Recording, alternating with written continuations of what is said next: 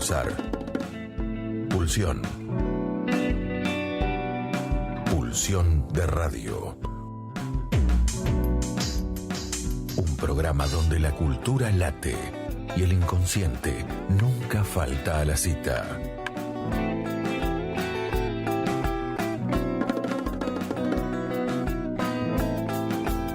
Conducción y producción: Gabriel Pulice, Luis Di Santo y Diego Yaiche.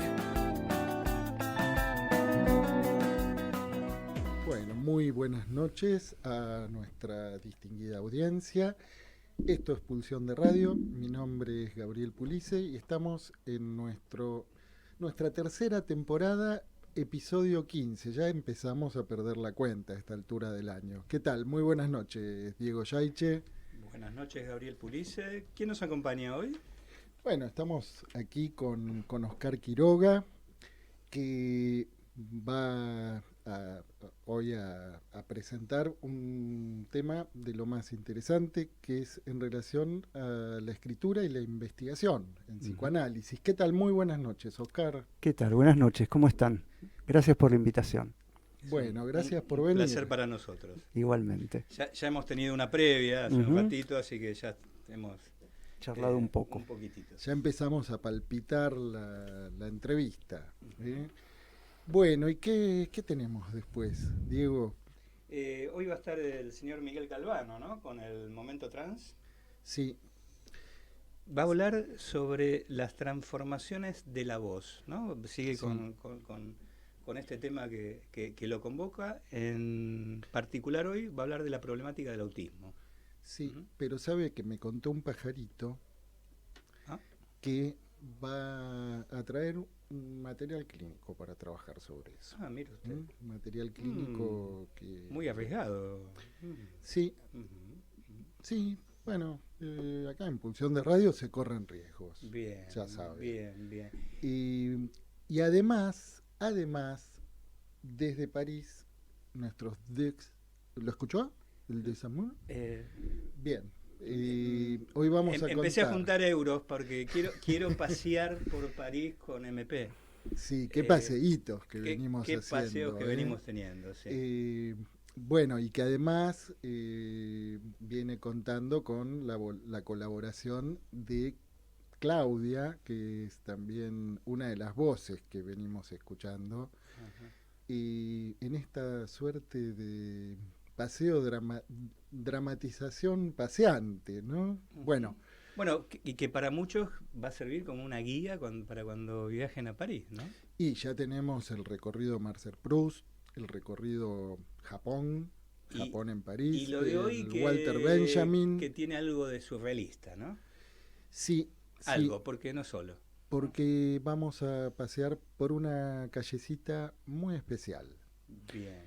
Bueno, además, si les parece bien, vamos a hacerle un homenaje musical a Caetano Veloso. En vida, ¿no? En vida, sí, pero según nos contó en este caso una pajarita, en su último paseo por Buenos Aires, por lo menos en su última gira musical. Y esta pajarita no es nada menos que Elga Fernández, productora del programa, que en este momento la odiamos, porque la envidiamos mucho, porque está en el espectáculo de Caetano Veloso.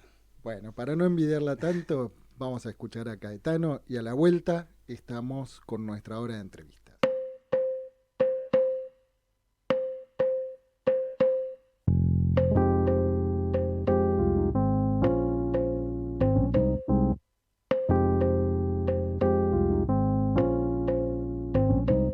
Não vou deixar você esculachar com a nossa história.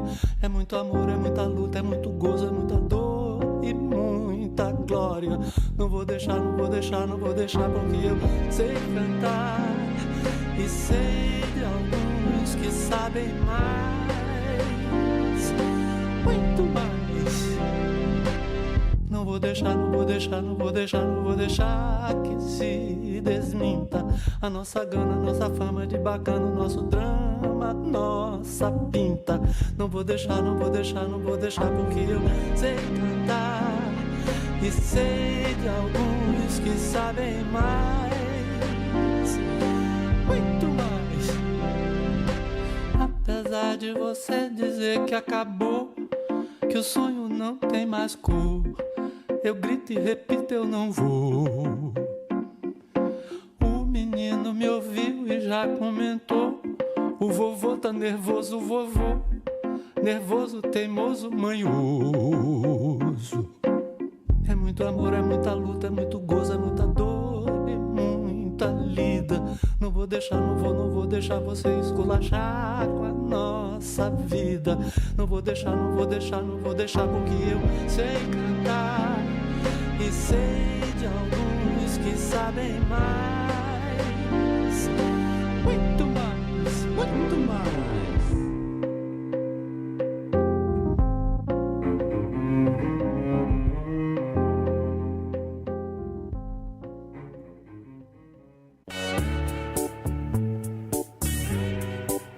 De radio. Ya se viene la hora de entrevistas. La hora de entrevistas. Bueno, estamos aquí ahora después de este deleite con Caetano. ¿Y le gusta Caetano? Me encanta, Oscar? por supuesto, sí. Bueno. Bien. Hemos tenido una confidencia. Siempre Una gran confidencia. Sí. Dos confidencias. Sí, exactamente. Una confidencia cruzada. Sí, hay una que no vamos a abrir al público y la otra, si el invitado quiere, la podrá decir. Bien. Hablando del amor para toda la vida. Oscar Quiroga es psicoanalista. Porque el psicoanálisis es un amor para toda la vida. En un punto sí. En algún sí, punto. sí. Bueno. No es voluntario, te agarra o no te agarra. Sí. Y será un amor para toda la vida porque no funciona, ¿no? Además, claro, exactamente. Bueno, mire que hay gente escuchando, Yaiche. Bueno, Oscar es psicoanalista, licenciado en psicología por la Universidad de Buenos Aires, doctorando también por la Universidad de Buenos Aires, docente de la materia Psicoanálisis Escuela Francesa 1 en la misma facultad, docente de posgrado en la institución Ulloa, enseñante invitado en el Colegio Clínico del Río de la Plata, autor del libro, que lo empecé a leer ya, bueno. El nombre propio y la nominación, un recorrido genealógico, de Letra Viva, el año 2019, y del libro El sujeto y sus aporías, en proceso de edición. Estamos en la idea de sacarlo este año, esperamos poder. Bueno, que ahora alguna preguntita también por supuesto, vamos charlamos un a poco. hacer. Y bueno, también de numerosos artículos en formato digital, libro, miembro del Foro Analítico del Río de la Plata y de la Escuela de Psicoanálisis de los Foros del Campo Lacaniano. Así es. Bien, bueno, ¿y querés contarnos un poquito de este libro en preparación? Sí. Para romper el hielo. Para romper el hielo. El concepto de sujeto siempre es un buen hilo para romper el hielo, ¿no? Porque a mí me gusta decir que probablemente sea el concepto más complicado que uno puede encontrar en Lacan, y ciertamente uno puede encontrar muchos conceptos difíciles, ¿no? Pero esa operación de subversión que el psicoanálisis con Lacan produce sobre el concepto de sujeto lo hace particularmente complejo. Diría por lo inasible, ¿no? Por lo inapresable, por lo escurridizo, esa cosa evanescente que tiene el sujeto. Y me parece que puntualmente el concepto de sujeto permite situar como una perspectiva epistémica del psicoanálisis. El psicoanálisis se ocupa de un sujeto que es solidario de la ruptura que produce el surgimiento de la modernidad. El surgimiento de la modernidad con la posterior aparición del campo de la ciencia, incluso la teoría de los conjuntos de parte de Cantor, y todos los desarrollos que vienen después, digamos, preparan un campo donde el concepto de sujeto en su, podríamos decir, en su desontologización radical, ¿no? Empieza como a delimitarse y definirse, y es el psicoanálisis a partir de la delimitación del campo que hace Freud, pero puntualmente con Lacan, el que puede venir a situar, ¿no? Lacan se pregunta dos cosas, me parece. Lacan se pregunta, en primer lugar, digamos, si a partir del inconsciente estructurado como un lenguaje, ¿qué sujeto se le puede suponer? Ya eso es una pregunta, ¿no? Entonces adecúa el concepto de sujeto al modo que pensaba el inconsciente. Y a partir de ahí puede después interrogarse respecto de, bueno, ¿qué características debe tener un discurso? ¿No? O sea, ¿cuáles son las coordenadas de una práctica clínica que hagan posible el alojamiento de ese sujeto? Lo que hace del psicoanálisis una práctica muy compleja, porque una de las dificultades mayores que me parece que tenemos con el concepto de sujeto es la propensión casi natural a entificarlo. Casi hablar del sujeto como equivalente a paciente o como equivalente policial, ¿no? Cuando se habla de un sujeto, digamos, Sí. ¿no? En términos policiales, ¿no? Efectivamente, como si el sujeto, ¿no? O sea, dice, tal sujeto, como tal sujeto, ¿no? Sí, digo, identificarlo incluso en el sentido de volver a situarlo en un lugar de agente, pero es complejo no caer en eso, digo, es todo un trabajo, incluso diría, me permito expresarlo así, una disciplina de la lectura no caer en eso, porque casi naturalmente caemos en Bueno, lo difícil de soportar la no sujeción del sujeto. Totalmente. ¿No? Lo difícil de soportar Tomando- lo inapresable del sujeto, ¿no? Ese carácter evanescente que Lacan destaca, ¿no? Lo insujetable. ¿no? Sí, sí. Por alguna razón a lo largo de casi 30 años, es un corte, por supuesto, digo, es como una elección. Cuando uno hace una lectura, decide privilegiar ciertas cuestiones en detrimento de otras. Bueno, Yo ahí es donde vos te ubicás como investigador, ¿no? Sí. Yo diría que a mí me parece que una manera de leer la enseñanza de Lacan es que Lacan a lo largo de 30 años interroga distintos estatutos del anclaje del sujeto. Es una manera de pensarlo, por eso de algún modo este libro sobre el sujeto es la consecuencia del libro anterior. Eso fue como algo, no porque el interés se suscitara en mí a partir del libro sobre el nombre propio, a mí el concepto de sujeto era algo que me venía haciendo preguntas, interrogando, le daba vueltas, pero en algún punto quedó como un hilo suelto del libro sobre el nombre propio, ¿no? Bueno, el nombre propio, de algún modo, también ahí se juega algo de esa tensión, ¿no? Sí, el Entre nombre propio. Lo que nombra y lo que no llega a nombrar. Entre digamos, la aspiración a nombrar y lo que no cesa de no escribirse, diría, ¿no? Y ese hilo, ¿no? ¿Tiene algo que ver, digo, al menos en la manera que vos abordás la cuestión con la identificación? Sí, tiene mucho que ver. Fue un descubrimiento que me llevó a hacerme una pregunta, ¿no? Digo, cuando Lacan es expulsado de la IPA, dicta su primer seminario a nombre propio sobre los 4 conceptos, llamativamente, no ilógicamente, pero llamativamente enumera 4 conceptos que son de Freud, no pone ninguno de él. Y Lacan ya tenía 10 años, más de 10 años de enseñanza, tenía una enseñanza, no pone ningún concepto de él, pero además no incluye la identificación, cosa que me resulta llamativa. Digo, porque en la primera cuestión que a mí me interrogó respecto puntualmente del nombre propio, si me permiten, empezamos por ahí. Empezamos por ahí, ¿no? sí, Claro. por la identificación en Freud. La pregunta fue cómo es que Freud no habla del nombre propio. O sea, fue algo que me llamó la atención, me puse a rastrearlo, encontré 2 referencias en Tótem y Tabú que no son de él. O sea, Freud nombra a otro autor, uno es Pichler, el otro, lamentable, siempre me olvido el nombre de este otro autor, donde hace referencia a que estos autores hablan del nombre propio. Incluso Pichler, cuando toma el nombre propio, lo que ubica allí como función es algo del orden de una fijación, pero en el sentido de algo que se fija, que se escribe, ¿no? Y Freud lo señala, pero se va para otro lado. Incluso podríamos decir, ¿no? Yo he discutido esto con algunas personas en el trabajo de elaboración del libro, concomitantemente al hecho de que Freud no hable del nombre propio, Freud no elabora una teoría de la nominación. El totemismo no es una teoría de la nominación. El totemismo es un sistema clasificatorio. La nominación es otra cosa. Me parece que incluso hay ahí un correlato en la manera en que Freud puede pensar el problema de la satisfacción en el hablante. No podría decir, y hoy leí algunas cosas, hay esbozos de economía política en Freud, podríamos leerlo. Ahora, esencialmente, la inclinación de Freud es tomar eso por la energética. Lacan va por el lado de la economía política, o sea, lo lleva a un discurso. Entonces, en ese discurso el nombre propio cobra una función determinada, lo que hace que no casualmente él pueda hacer una serie de articulaciones que lo llevan incluso a plantear que el nombre propio es un nombre de goce.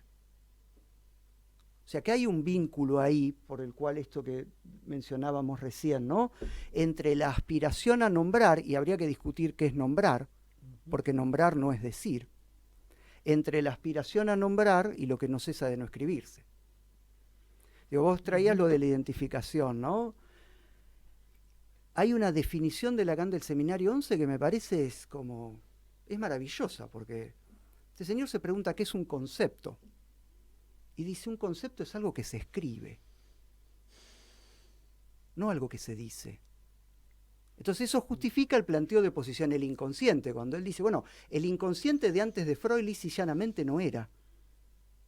Claro, porque Freud describe el concepto. Antes existía la palabra inconsciente, que no es el concepto, ¿no? Althusser tiene un planteo muy interesante sobre eso, que es que uno nunca debería confundir las palabras con los conceptos. Digo, por ejemplo, la nominación aparece al final del último capítulo del Seminario 1 como concepto. No es el concepto de RCI, ¿no?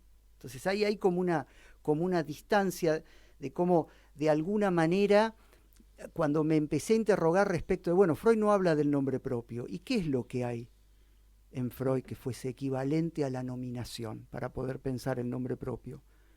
Y el articulador que encontré fue la identificación primaria. ¿Estaríamos de acuerdo en plantear que probablemente es un concepto de una oscuridad? ¿Por qué Freud la llama identificación? Si no tiene que ver con las otras dos. Entonces, la identificación primaria... Sí, ¿de qué habla? Claro. ¿No? Porque en realidad claro, no solo por qué lo llama, ¿por qué lo llama? sino de qué habla. Claro, ¿de qué instituye? Me preguntaba, ¿no? Digo, ¿qué instituye la identificación primaria? ¿En qué medida no hay una consistencia entre la identificación primaria y la represión primaria? Entonces, me parece que se podría considerar a esa identificación primaria como una función litoralizante, que entonces sí delimita un campo donde después lo discursivo se haga posible. ¿Cuál es, desde mi perspectiva, no sé cómo lo piensan ustedes, el problema en el planteo de Freud? El abordaje mítico. Porque el abordaje mítico nos lleva a preguntarnos por el origen, y el origen es un problema. En cambio, ¿qué hace Lacan? Lacan puede descorrer eso, abandona el problema del origen y puede fijar un inicio lógico. Entonces el padre ya no es un antepasado, sino que es un antecedente. En un punto esto se conecta con el concepto de sujeto, ¿no? Digo, la desontologización, el vaciamiento de sustancia. Que son, digamos, una vez que uno transita por esos conceptos, después es difícil desligarlos, ¿no? El nombre propio, la identificación. Bueno, hay otro concepto que a mi gusto también ahí tiene algo para poner en juego, que es la identidad, que es otra cosa que la identificación, ¿no? Bueno, en fin, pero eso podemos hacer un próximo programa. Okay. Digo, sí, en esta línea de lo que planteás, sí, ahí es donde Lacan se ubica como un heredero del siglo de las luces, digamos. Sí, Lacan o sea, la apuesta de Lacan por situar su enseñanza en las consecuencias del siglo de las luces es inicial, podríamos decir, como punto de partida. Y a mí me parece que la manera en que él tiene de acentuar eso es servirse de una referencia que una vez que entra en Lacan no sale más, que es Frege. Me parece que la obra fregeana le da al siglo de las luces una potencia porque lleva lo simbólico a una potencia lógica vaciado de todo sentido, inmanencia, sustancia, ¿no? Entonces, pensaba puntualmente, ¿en qué momento aparece en Lacan el nombre propio? Yo lo encontré por primera vez en el seminario 9. Hay alguna mención en el 8, pero en general antes de eso Lacan habla del nombre, no del nombre propio. No es lo mismo, es casi el concepto hegeliano, el nombre, ¿no? Lo que está en el lugar del objeto. Bueno, está el nombre del padre, ¿no? Sí, es cierto, pero no el nombre propio. Pero no el propio. No el nombre propio, porque Lacan primero pasa por el nombre propio antes de llevar el nombre del padre a la dimensión de la letra, más allá del significante, ¿no? ¿Y qué se le requiere? Digo, a él mismo, ¿qué requiere para poder abordar el nombre propio? Cambiar la referencia del orden simbólico. La lingüística no es suficiente. Entonces tiene que ir a la lógica fregeana. Y ahí trae una consecuencia sobre el sujeto. Porque entonces el sujeto ya no es solo lo que está entre S1 y S2. El sujeto sincrónicamente es lo que está entre 0 y 1. ¿No? Entonces, la referencia ahí de Frege es fundamental. ¿No? Sí, hay, respecto a estos temas, una pregunta quizás sea un poco tonta, ¿no? Pero agárrate, agárrate. Pero, yo lo conozco. Pero, campeón mundial de ajedrez. Preguntarte por dos aspiraciones del analista o de los analistas que creo que te he escuchado que las señalás, ¿no?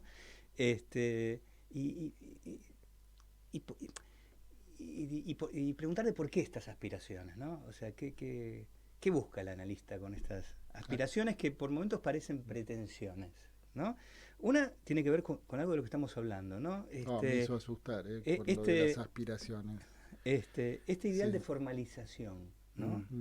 ¿No? Esta aspiración, ¿no?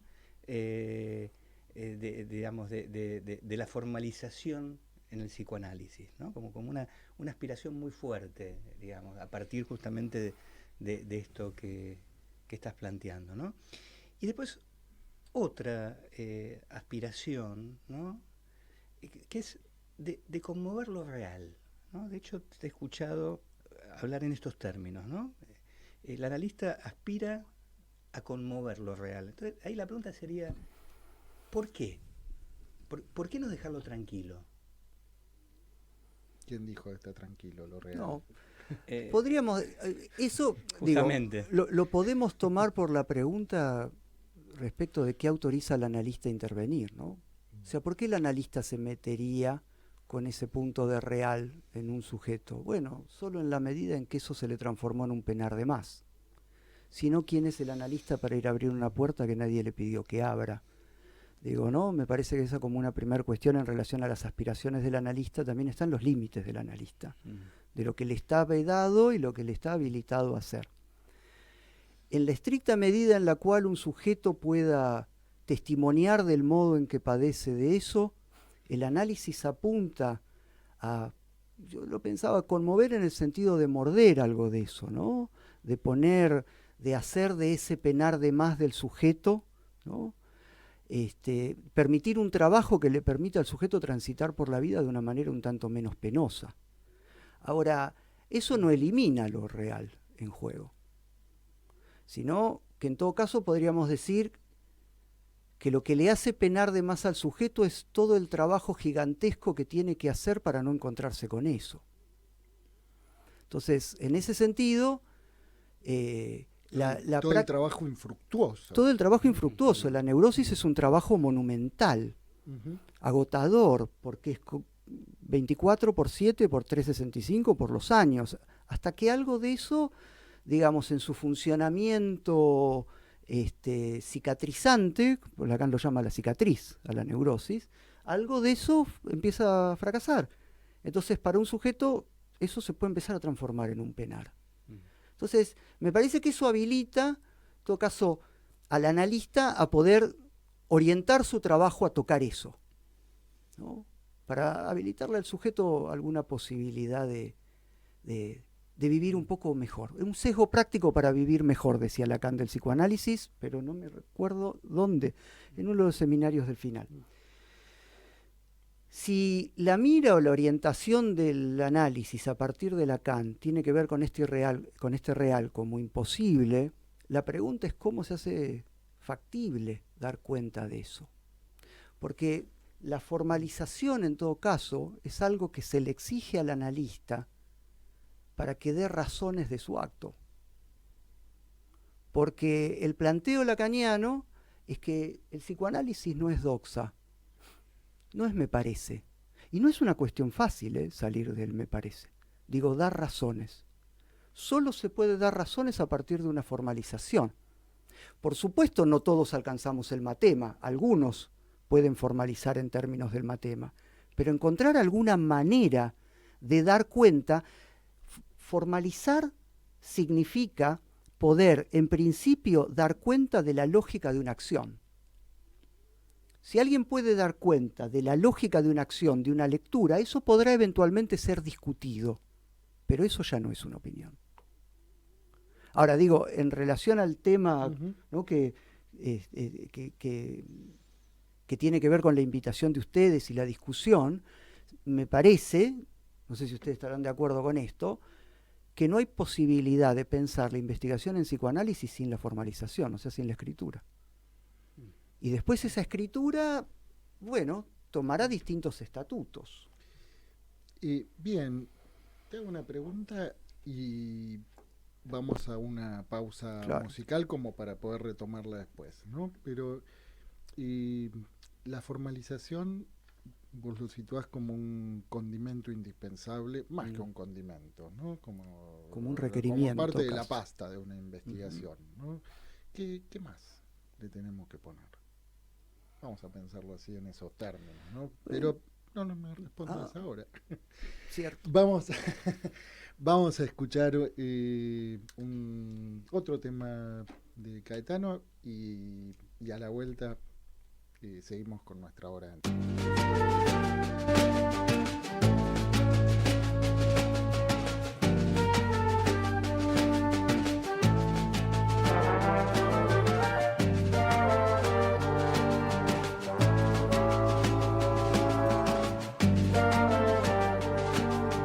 Nego,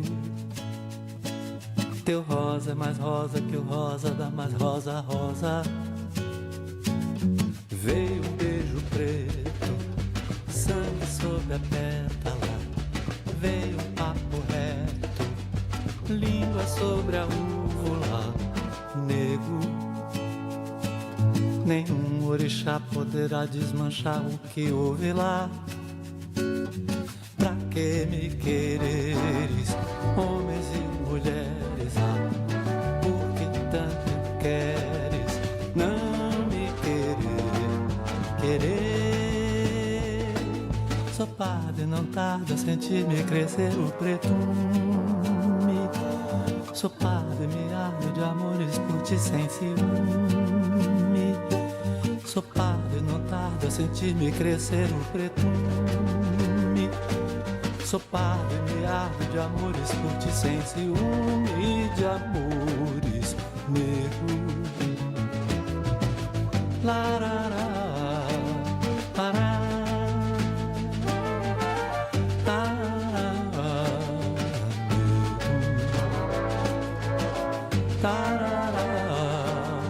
nego. Teu rosa é mais rosa que o rosa da mais rosa rosa. Veio um beijo preto, sangue sobre a pétala. Veio um papo reto, língua sobre a úvula. Nego, nenhum orixá poderá desmanchar o que houve lá. Pra que me quereres, homens e mulheres? Por que tanto queres não me querer? Sou pardo e não tardo a sentir-me crescer o pretume. Sou pardo e me ardo de amores por ti sem ciúme. Sou pardo e não tardo a sentir-me crescer o pretume. Sou pardo e me ardo de amores por ti sem ciúme de amores nego.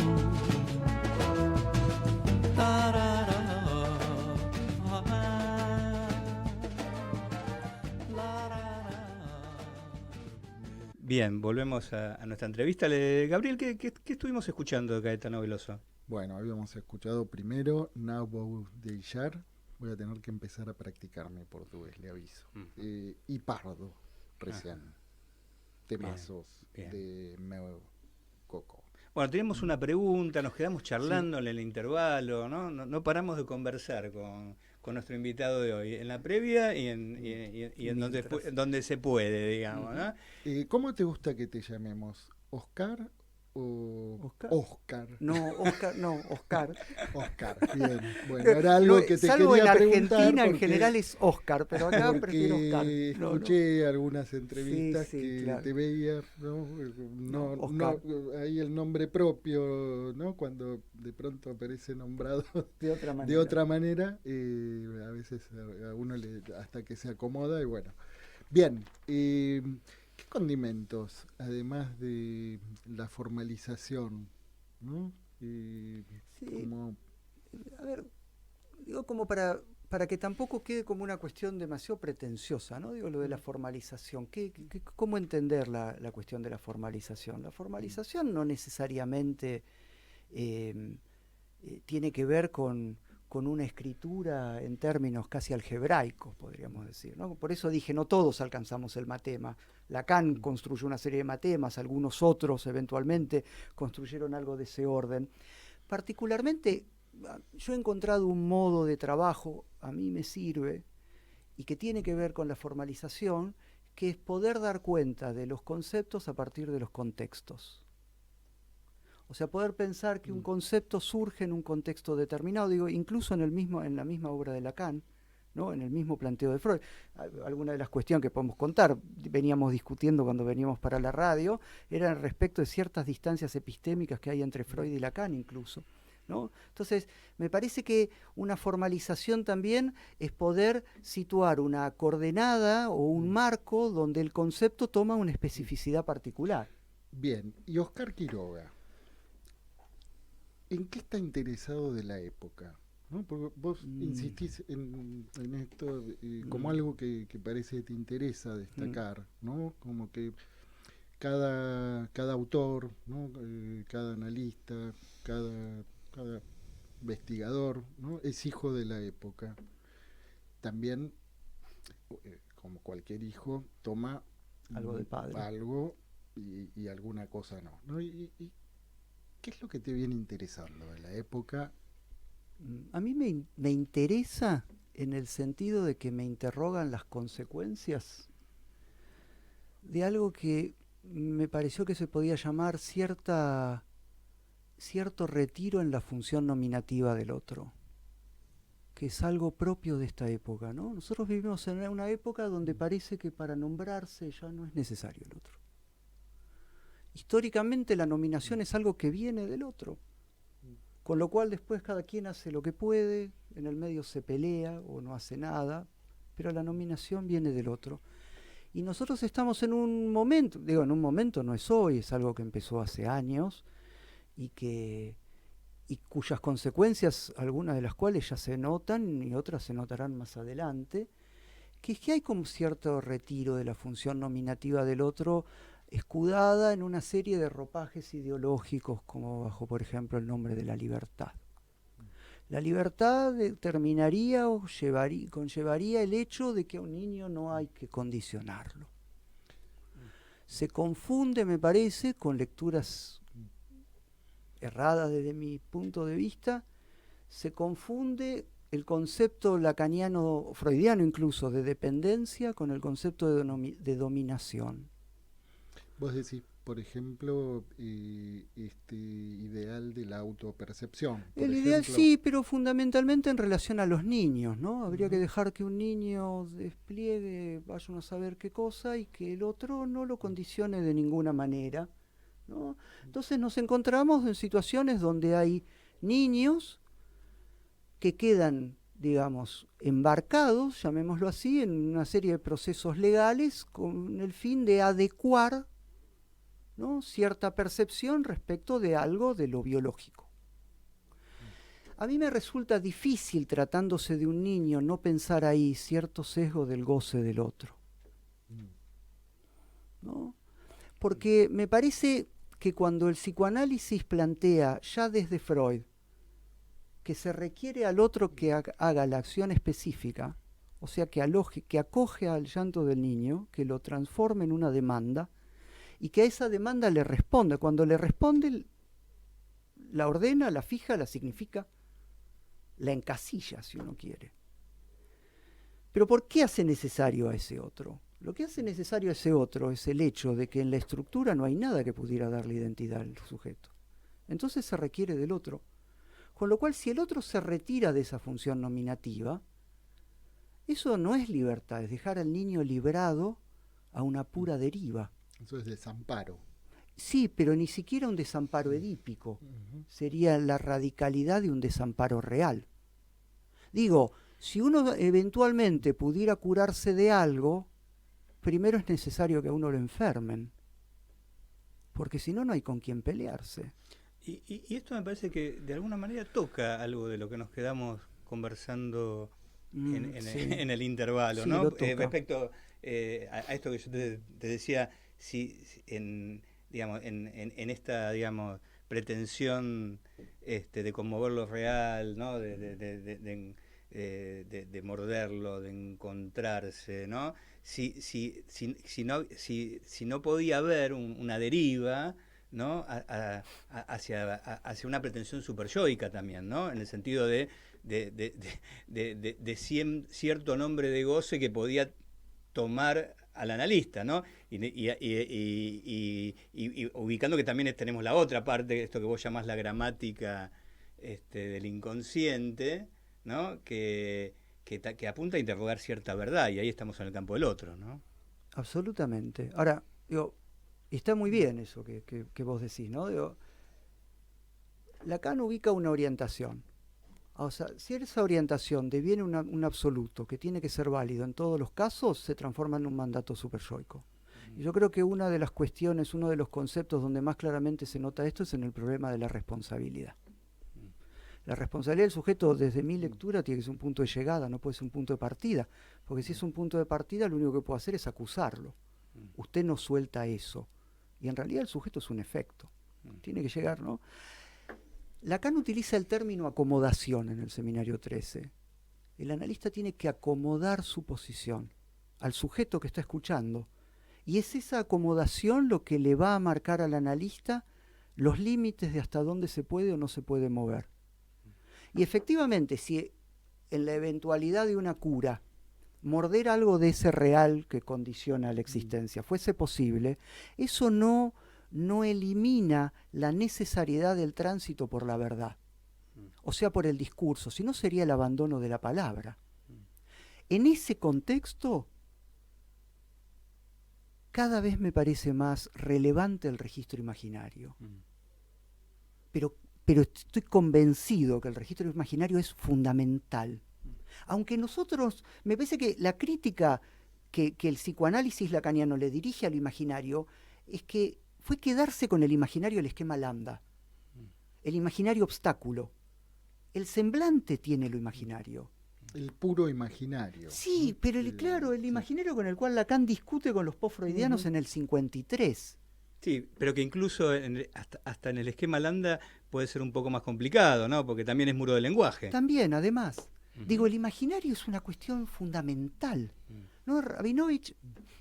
Diana Rabinovich, que para mí es una apoyatura indispensable, destacaba ese planteo de Lacan del seminario 10 que dice, ¿no? Si el sujeto puede causar el deseo del otro, es asumiendo un ropaje, no desde una pura posición de objeto. El psicoanálisis y las purezas no se llevan bien, ¿no? Digo, porque entonces sí, si vamos a la pureza, y podría ser si esa pretensión fuese pura, parece casi un imperativo categórico kantiano, ¿no? Entonces, digo, algo que valga para todos. Y quizá para un sujeto, el análisis consista en aliviarle algo que tenga que ver con trastocar el campo de la verdad, y con eso sea suficiente. Y nada habilita que uno diga que eso no es un análisis, porque no llegó, vaya uno a saber a dónde.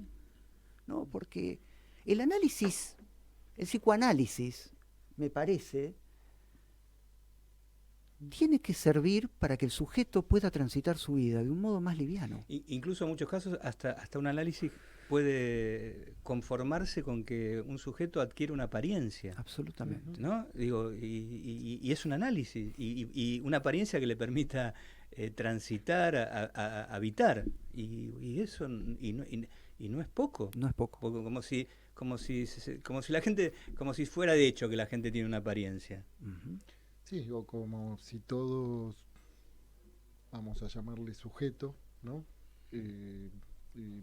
Pudiera apropiarse de la felicidad andando desnudo de ropajes por la vida. Y sabemos que, bueno, esto que vos estás planteando respecto a lo que te preguntaba Gabriel, ¿no? Respecto a tu inquietud de la época, efectivamente, en esta época hay muchos que andan sin ropaje por la vida, ¿no? Totalmente. Bueno, es que, ¿no? Digo, el ropaje se asume en la relación con un otro. El ropaje no se asume per se. No hay no es que no es como si fuera uno entra a un cuarto donde hay un perchero. No, el cuarto es el campo del otro. O el espejo, ¿no? Claro. Como la canción Vive bailando sola, Claro, o sea, en su habitación. el otro es el marco del espejo. Sin ese marco no hay espejo. O sea, sin el otro, el niño no puede asumir ningún ropaje. ¿De dónde lo va a sacar? No, me parece muy interesante y muy preciso esto que situás, ¿no? Como un rasgo de la época, que es, eso, las nominaciones del otro están interpeladas, ¿no? Están siendo y está muy, yo Sí. digo, yo no discuto que puedan ser Está muy bien, interpeladas, ¿no? sí. Digo, una cosa es que sea interpelada, otra cosa es la creencia de que eso puede ser prescindible. Sí. Yo- Es como una noticia en desarrollo, ¿no? Es algo que está pasando y que no Está sabemos muy bien. pasando, Ahora, sí. yo no atiendo niños. No, Ujú. no atiendo niños, atendí muy poco tiempo niños al principio de mi práctica y después no atendí más niños, pero converso con analistas que atienden niños y me parece que donde esto más se nota es efectivamente en los niños. Es en los niños. Yo no sé si es que hay más, hoy justo ustedes van a hablar de eso, Vamos a retomarlo. lo del autismo, después, ¿no? sí. Si hay hoy Sí, más, sí. más incidencia epidemiológica. Digo, nosotros hace años que estamos en esto, ¿no? ¿Ustedes no escuchan hoy hablar del autismo mucho más que hace 5, 10 años? Sí, esto, bueno, es un tema que da para ¿No? largo, pero sí hay intereses en juego. En relación Bueno, a está eso. bien, pero más allá de los intereses en juego que pueda haberlos, yo no los discuto. Digo, como una, ¿no? Como una incidencia clínica. A mí me hace pregunta, porque como yo no atiendo niños, nunca me he dedicado a la clínica con autistas, entonces no puedo decir mucho de eso. Digo, simplemente me interroga, me hace pregunta, ¿no? Sí. También ciertas Hay modalidades. como, hay como cierta pretensión de instalar una suerte de epidemia del espectro autista y etcétera, ¿no? Sí. Pero también es cierto que basta con preguntarle a cualquier maestra de escuela de escuela primaria, ¿no? Que están todas las escuelas explotadas, Ujú. ¿no? Sí. Entonces eso se palpa ahí como una crisis a nivel del sistema educativo, más allá de que eso no toma tanta visibilización en los medios, ¿no? Pero sí. ¿Y qué otro? ¿Hay algún otro rasgo de época que particularmente te tenga interesado y esté cruzado en las investigaciones? La verdad es que no, puntualmente, y de algún modo es como entre la investigación que llevó el libro anterior y esto, como el punto en común es el otro, ¿no? Porque las dos investigaciones tratan una sobre el nombre y la nominación, y el otro es el dador del nombre. Y la segunda sobre el sujeto, y el sujeto es correlativo de una falta que aparece a nivel del otro. Entonces, ahí por eso la interrogación se me centró sobre eso. Después yo tengo intereses y cuestiones que me ordenan mi trabajo sobre el psicoanálisis que no tienen tanto que ver con la época como podría ser la escritura, por ejemplo. Hablemos de eso. El concepto de la escritura en el psicoanálisis, ¿no? Bien. ¿No? Es otro hilo que te toma, ¿no? Sí, mucho. Y creo que en un punto tiene que ver con mi entrada al psicoanálisis eso. Ajá, a ver. ¿Sabes? Pues hasta que me crucé con el psicoanálisis, mi intención, por momentos me genera risa, era dedicarme a las ciencias duras. Era lo que yo quería estudiar, yo quería hacer eso.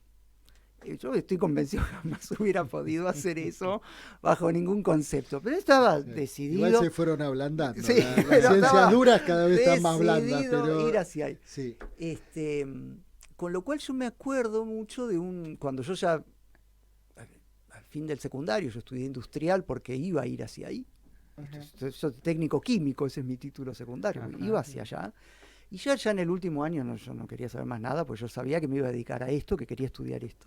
Y me crucé con alguien que con mucha sensatez y con mucha sabiduría en un punto, digo por el efecto que produjo en mí, me dijo, bueno, yo dije, pero todo esto, me estoy peleando, la fórmula. Me dijo, no, cuando vos estudies psicoanálisis, en un momento esto te va a servir. Y le dije, ¿cuándo? Me dijo, al final de la obra. ¿No? Entonces, claro, a partir de ahí a mí se me armó como un interés que no decantó inmediato en relación a la escritura en el psicoanálisis, ¿no? Fue algo que se fue como instalando.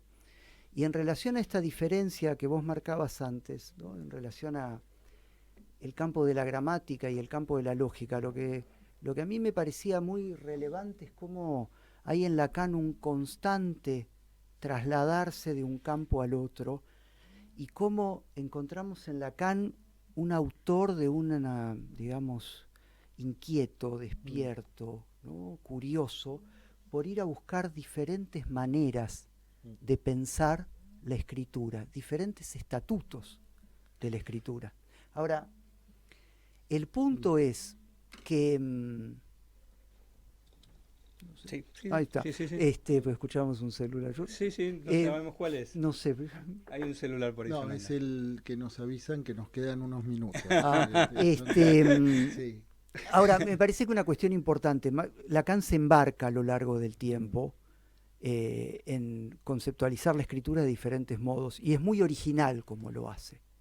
Es muy original. A mí me parece que por lo menos en la obra de Lacan uno podría leer 3 escrituras distintas, con 3 lógicas distintas, ¿no? A ver, podés... Cuéntele a la audiencia, por favor. Una escritura que tiene más que ver con la serialidad, el discurso, el significante, ¿no? Después hay una escritura que tiene más que ver con la lógica modal. Ya ahí Lacan hace un giro, produce una modificación. Y la escritura de alguna manera más novedosa, porque rompe con el plano, es la escritura nodal, o sea, lo Borromeo, porque es una escritura que se sumerge en el espacio, ¿no? Ahora, una cuestión importante, digo, en relación a lo que conversábamos antes y lo que decías vos, Diego, ¿no? Esto en Lacan no implica abandonar el campo de la verdad, porque aún en la tercera, Lacan dice, primero es la palabra. Y de hecho, en un momento de la vida, de la historia de la humanidad tan tecnificado, donde tenemos un montón de dispositivos que están buenísimos, que nos conectan con un montón de cosas, el consultorio de un analista es, si uno quiere, 2 sillas, un diván y un sillón, y no más. Y Oscar, ¿qué es la escritura para vos? Hasta donde quieras responder. Sí. La escritura para mí es, en un punto, una aspiración. Yo me propongo, no siempre lo logro, por supuesto, una aspiración en el sentido de me propongo escribir. A veces me resulta más fácil, otras veces me resulta muy difícil. Pero la escritura se me transformó en un punto, en un anclaje para poder estudiar. Como estudiar me lleva necesariamente a escribir, porque escribir es la manera de poder, de alguna manera, fijar lo que estuve trabajando, poder dar cuenta de eso. Después, como dejar en paz los pensamientos, sí, como diría ponerle Peirce, un corte, ¿no? también. ¿Y lees con el escrito? Sí, leo con el escrito, exactamente, sí. Incluso en la enseñanza de Lacan en particular, por supuesto que tomo los seminarios, pero el escrito me parece mucho más rico para trabajar en su, ¿no? en su carácter sincrónico, si se quiere, en relación a Lacan. hablaste de identificación ¿Y el síntoma, Oscar? Bueno, el síntoma es una función que tiene que ver con la escritura, ¿no? Ajá. Porque Lacan empieza freudianamente en el abordaje de un síntoma clínico, podríamos decir aquello de lo que el sujeto viene a hablar porque lo padece, o sea, un signo de lo que no anda en su vida, entonces viene a hablar de eso. Pero paulatinamente Lacan, en la medida en que puede ir realizando esta elaboración sobre el concepto de escritura, siempre tengámoslo en cuenta en el recorte que yo planteo, en el sentido de que Lacan hace un abordaje de los anclajes del sujeto a partir de la escritura. Porque algo tiene que venir a rescatar al sujeto del fading, o sea, de la desaparición, darle un punto de apoyo. Y me parece que la escritura se constituye en el instrumento en el cual Lacan puede encontrar un recurso muy fecundo para dar cuenta de ese punto de apoyo. Y de alguna manera, su lugar de llegada fue el síntoma como escritura. Digo, en lo nodal, el síntoma como cuarto es lo que permite el particular anudamiento de lo real, lo simbólico y lo imaginario en un sujeto, ¿no? ¿Ese cuarto qué es? Es un síntoma, pero ese síntoma no es clínico. Y nos señala una cuestión importante, ¿no? Que hace a esto que está muy bien, que vos traías y que conversábamos antes, ¿no? Digo, que el analista se cuide de no entrar en pretensiones idealizantes, porque el psicoanálisis también se puede transformar en un ideal, claramente, ¿no? Sí, de hecho se escucha muchísimo. todo el tiempo en boca de los enunciados de los propios Sí, analistas, ¿no? Una última Sí, pequeñita, te quiero escuchar decir algo. Aparte. Sí, una última pequeñita cuestión. Al final, Lacan plantea una disyuntiva. ¿La locura o la debilidad mental? Exactamente. Sí, o Y debilidad del la pensamiento. elección es la debilidad mental, porque la locura es que se suelten las amarras. Ahora, vos, y te lo quiero escuchar de nuevo, porque te lo he escuchado, vos cuestionás lo psi del psicoanálisis. Sí. Me parece berreta. Sí, sí. Pero ahí es donde me parece que es importante la escritura y el trabajo de formalización, y que uno no debe renunciar a dar cuenta, por más difícil que sea, porque nos es difícil a todos, a dar cuenta de los conceptos a partir de una lógica, y con esos conceptos leer la lógica de la cura. Porque lo psi del psicoanálisis, en uno de sus sentidos, se puede pensar con esa alocada idea de que uno podría tomar a la praxis desconectada de los conceptos. Entonces parecería que el psicoanálisis es algo así como una experiencia vivencial que no se puede transmitir, sino que uno tiene que ir a vivirla, como si fuera una experiencia positiva, empírica, concreta, desconectada de los conceptos. El concepto y la práctica constituyen un anudamiento que yo no puedo disociar, al punto de que no puedo decir qué fue primero. Uno puede decir, bueno, Freud sacó los conceptos de la práctica. Y yo preguntaría, bueno, pero si no tenía la idea del inconsciente, ¿por qué se cayó? ¿Por qué se puso a escuchar si no tenía el... Digo, pensar que fue primero no tiene ningún sentido. Las dos cosas van juntas, porque si no, me parece, la práctica analítica termina reduciéndose a abrir la puerta del consultorio. Bien, bueno, estamos en el minuto y medio de descuento. ¿Y qué más te gustaría decir a modo de cierre, de cierre de esta entrevista, ¿no? Sí, bueno, en primer lugar darle las gracias. Me sentí muy cómodo, estuvo muy bueno. Como decía antes, fue como una conversación, obvio. Nos sentamos a charlar. Y eso está bueno porque las cosas fluyen. Yo me gustaría simplemente decir algo que para mí es muy relevante en relación al psicoanálisis. Los analistas no deberíamos renunciar a las referencias. Y esto también tiene que ver con el otro. Porque si las referencias están donde están, es porque tanto Freud como Lacan supusieron o leyeron, encontraron ahí algo que sirve no para un devaneo intelectual, sino para poder pensar un problema de la práctica. Y quizá un problema de nuestra época es el abandono de las referencias. Quizá no se nota tanto en nuestra generación, pero sí se nota decididamente en las generaciones jóvenes, en aquellos que vienen después de nosotros, ¿no? Sí, sí, en donde hay como una suerte de multiplicación de profetas. ¿No? Sí, como un psicoanálisis predigerido. ¿No? Bueno, muchas gracias por gracias por a venir, ustedes. Ha sido Oscar. un placer, Oscar. Para mí también un excelente modo de empezar el fin de semana. Bueno, nosotros vamos a la tanda de la radio y a la vuelta nos vamos a París Muy con bien. nuestros Vamos a Deux París, yo Amour. voy. On dit qu'au-delà des mers, là-bas sous le ciel clair. Impulsión de radio, ya se viene Deux Amours, mi país y París. Et sous les grands arbres noirs, chaque soir. La rue La Crételle es una pequeña calle situada en el distrito 15 de París, cerca de la Puerta de Versalles. Tiene solo 170 metros de largo.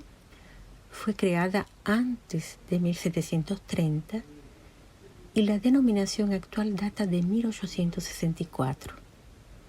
Lleva el nombre de un historiador, Charles de la Crételle. La familia La Crételle es una familia de la nobleza que aún subsiste. Cuenta con 2 miembros diputados del Parlamento y con 3 miembros de la Academia Francesa, entre ellos el escritor Jacques de la Crételle, amigo de Marcel Proust. Aquí estamos en el número 1 de la calle La Crételle, donde se sitúa actualmente es el Instituto de Educación Física de la Universidad Paris Descartes. Ya en los años 30 estaba aquí la sede de la Escuela Normal de Educación Física. Y antes incluso era un antiguo colegio jesuita que se demolió y algunas de las partes se utilizaron para el Instituto de Educación Física y están clasificadas monumento histórico. En el antiguo colegio jesuita trabajó como profesor, por ejemplo, el padre de Charles de Gaulle y el propio de Gaulle, el hijo, que además de general y personaje histórico que conocemos, era también escritor, estudió también aquí en este colegio. Vamos a cruzar la calle porque en este lado impar solo está este edificio. El resto es un parque y hay unos aparcamientos. Aquí ahora en el número 6. En 1931 se mudaron acá Robert Desnos y Yuki. Yuki, su nombre verdadero era Lucie Badu y era una modelo, un personaje del mundo artístico del Montparnasse en los años 30. Había sido bautizada Yuki, que quiere decir nieve en japonés, por su esposo, el pintor japonés Fujita, que era próximo también del ciclo surrealista, y que cuando regresó a Japón se la confió a su amigo, el poeta Robert Desnos, porque ya era su amante y parece que había una especie de ménage à trois. Robert Desnos, representante mayor del movimiento surrealista, autodidacta, un poeta nato, capaz de hablar espontáneamente en versos alejandrinos, con un lirismo y juegos de palabras con un ritmo prodigioso. Isabel encontró a Marie al pie de la escalera. Eres solo cabellos. ¿Y tú? Una mano. Mano tú, omóplato. ¿Omóplato? ¡Qué fuerte! Especie de seno. Lengua, diente, pubis. Ojo. Pestaña, axila, riñón. Garganta, oreja. ¿Oreja? ¿Yo? Mírate, orificio nasal. ¡Ah, no! Vieja encía. Dedo. ¡Coño! En el edificio de al lado del de Desnos, ahora en el número 8, vivió Madame Manty, que era el nombre de escena de una actriz bailarina de la Belle Époque, la primera decena del siglo XX, era de los cabarets de moda, la Cigale, Folie Bergère. Se la conoció fundamentalmente por una danza, la danza de la araña. Parece que una especie de tela de araña metálica se metía ahí rodeada de mariposas e insectos vivos. Y con ese espectáculo pues hizo giras en Europa, en Estados Unidos. Bueno, vamos a tomar aire para subir la pendiente y ir a los edificios ya más al fondo de la calle. Ahora estamos en el número 20. En 1939 vivió aquí René Barjavel, que se le ha llamado el padre de la ciencia ficción francesa. Claro, si dejamos aparte a Jules Verne, era un verdadero profeta, alertaba por el exceso de población, de tecnología, de contaminación. Entre sus novelas se destaca una que se llamaba Ravage, literalmente estrago, pero he visto que se traduce en español como destrucción. Bueno, fue escrita en 1943, en plena ocupación nazi de París. Entonces se trata de un París en el 2052, donde no queda ningún monumento histórico, solamente se percibe Montmartre entre los rascacielos. Todo está mecanizado, el plástico es el material omnipresente, la comida toda industrial, la carne sintética para no matar a los animales. Existen las videollamadas, ¿no? Y bueno, hay catástrofes naturales, hay epidemias. Y bueno, de repente todos los aparatos eléctricos dejan de funcionar. Y bueno, uy, horror, pánico. ¿Se imagina? Subimos un poquito. Ahora en el número 26. Aquí en 1936 vivía Lev Sedov, que era el hijo y colaborador político de León Trotsky. Y bueno, en el edificio de al lado, en el número 28, pues por supuesto habían 2 espías rusos que alquilaron ahí para vigilarlo.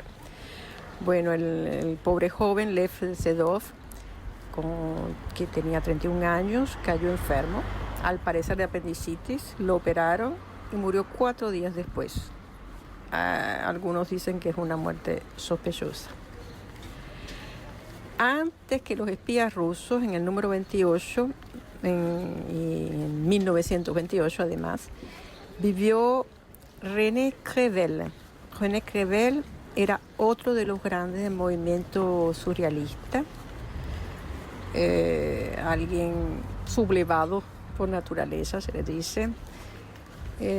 Trataba de conciliar surrealismo, comunismo y psicoanálisis. Era un poco lleno de contradicciones, a la vez trataba de conciliar su militantismo político y su montañedad. Además era homosexual, que para aquella época eso era un problema.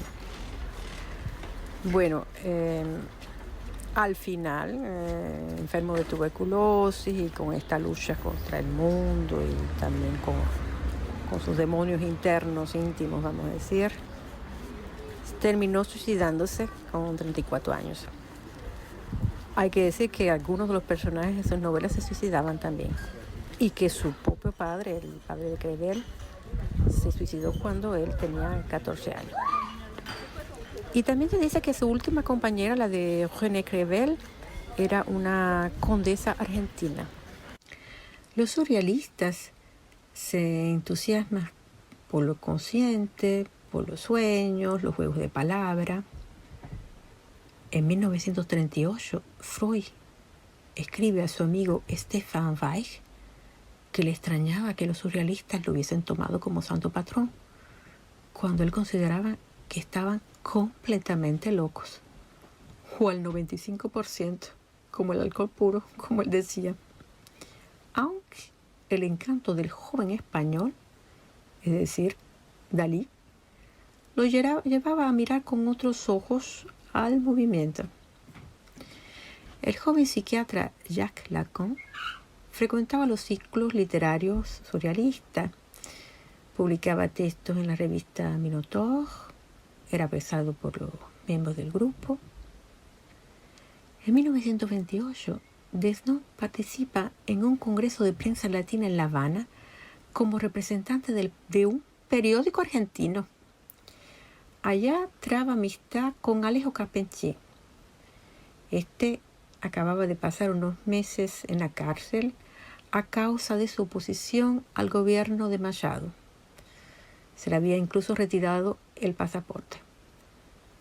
De regreso a Francia, Desnos hace subir a bordo del barco clandestinamente a su amigo cubano, prestándole las credenciales de periodista que por suerte no llevaban foto en aquella época. En París, Carpentier va a permanecer hasta 1939 y se integra rápidamente al círculo de los artistas parisinos surrealistas. Una de las aventuras artísticas compartidas por los amigos fue la radio. En los estudios Foniric, que como su nombre lo dice, asociaba lo fónico y lo onírico, pretendía hacer soñar al auditor. Entre 1932-33 hasta 39 participan en emisiones radiofónicas. Tratan de acercar lo clásico y lo popular. Piden incluso a los auditores enviar cartas con su cotidianidad, proverbios, etc., que después revertían en los programas. Una de las emisiones más significativas fue la Grande Complainte de Fantomas, que podemos traducir como el Gran Lamento de Fantomas, en 1933. Sobre un poema de Desnos se musicaliza. La dramaturgia estaba a cargo de Antonin Artaud y la dirección artística a cargo de Alejo Carpentier. Desnos era un explorador de límites extremos. Algunos de sus textos fueron censurados por obscenidad.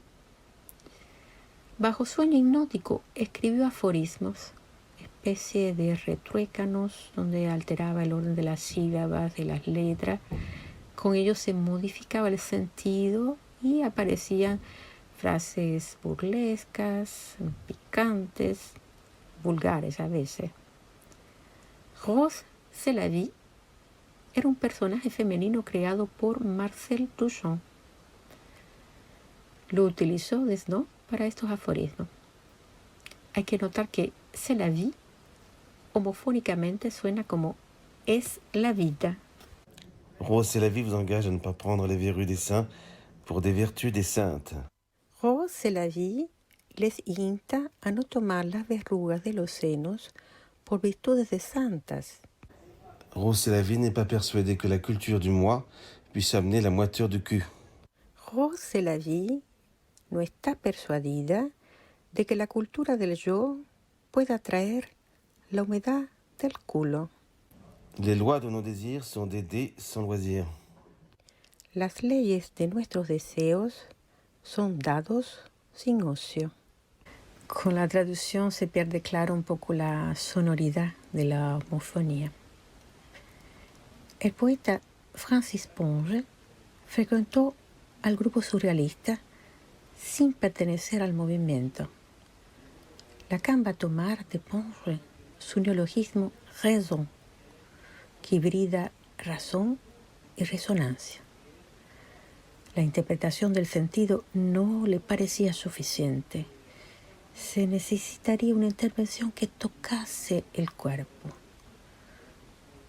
En 1933, el número 23 doble de la revista surrealista Le Phare de Neuilly, entre otros autores, publica textos de Desnos, Carpentier y también un poema de Lacan, al parecer el único que escribió en 1929, que también fue publicado en otras revistas de literatura.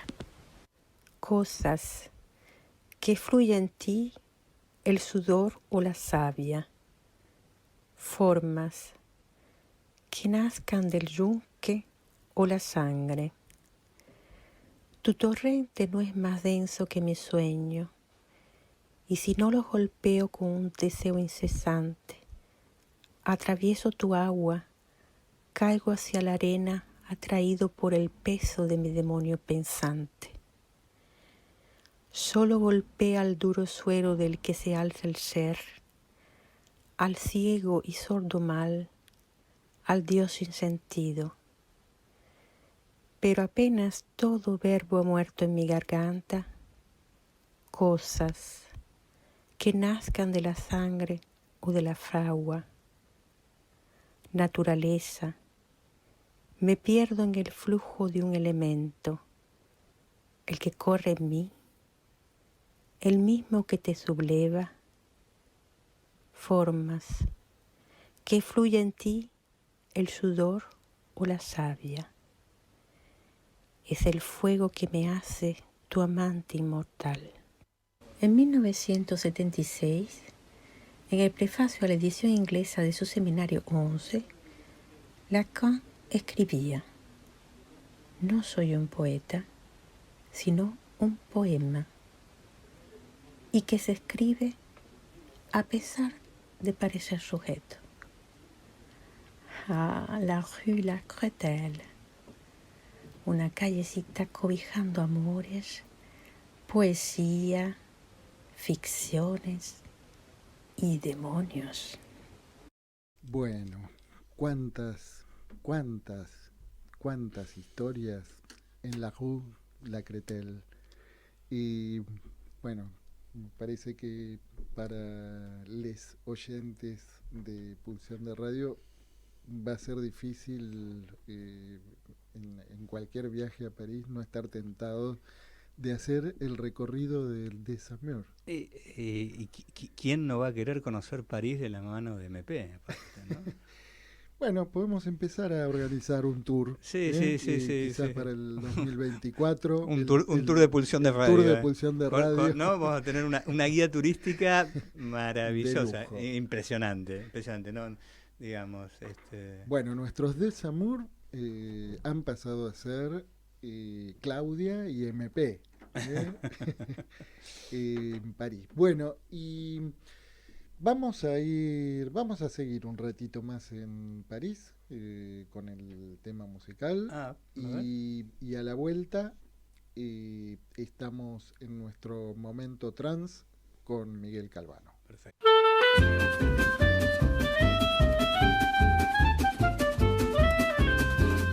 Précaution, on a beau mettre des croisillons à nos fenêtres, passer au bleu nos devantures et jusqu'aux pneus de nos voitures, désentoiler tous nos musées, chambouler les Champs-Élysées, emmailloter de terre battue toutes les beautés de nos statues, voler le soir, les réverbères, plonger dans le noir la ville lumière. Paris sera toujours Paris, la plus belle ville du monde, malgré l'obscurité profonde, son éclat ne peut être assombri. Sera toujours pareil. Plus on réduit son éclairage, plus on va briller son courage, sa bonne humeur et son esprit. Paris sera toujours pareil. Pour qu'à ce bruit, chacun s'entraîne. On peut la nuit jouer de la sirène et nous contraindre à faire le zouave en pyjama dans notre cave. On aura beau par des ukases, nous couper le veau et même le jazz, nous imposer le masque à gaz, les mots croisés à 4 cases, nous obliger dans nos demeures à nous coucher tous à 11h. Paris sera toujours Paris, la plus belle ville du monde, malgré l'obscurité. Now there's a look in your eyes. Impulsión de Radio, ya se viene el momento trans. Transformaciones en la subjetivación en el siglo XXI. Bueno, muy buenas noches. ¿Cómo estás, Miguel? Hola, ¿cómo les va? Buenas noches. Hola, Miguel. Bien. Hola, Venimos ¿qué tal? de un paseíto por París. Bueno, recién escuchábamos a Sass. París será toujours París. Bueno, y deseosos de volver a encontrarnos en el momento trans. En principio, en el tour de Pulsión de Radio, recordemos que la pulsión es un tour, ya de por sí. Por otro lado, me prendo en el viaje, ¿eh? Me prendo.